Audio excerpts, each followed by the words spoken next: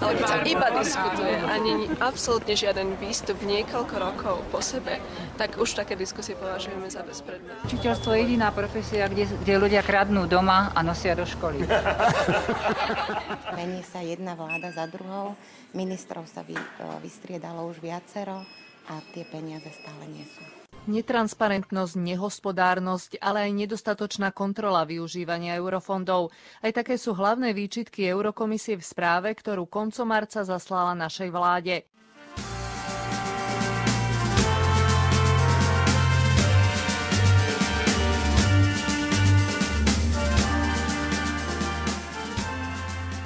Je nám to možno učiteľom už trápne, je to pre nás absolútne nedôstojné, že musíme robiť takéto akcie, ale my by sme boli radi, keby trošku tej trápnosti prišlo aj na tých zodpovedných ľuďoch. Majú pravdu. Majú pravdu? Majú pravdu. Rodičia by si mali uvedomiť, že pokiaľ sa nezvýšia investície do školstva, tak sa to odrazí len a len na výsledkoch ich detí. To dieťa stráca v podstate akúkoľvek silu, vieru vo vlastnú osobnosť, vo vlastnú individualitu. Základný zámer ja podporujem. Jednoducho do slovenského školstva musí ísť viac peňazí. Už nemôžeme sa ďalej ani vyhovárať, ani sa tváriť, že to tak nie je.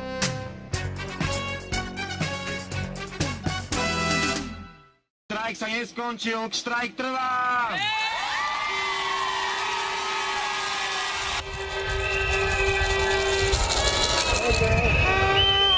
Pokiaľ zostane zavretá čo len jediná škola, pokiaľ zostane prázdna čo len jediná trieda, znamená to, že naši predstavitelia nezvládajú svoju úlohu pri riadení spoločnosti.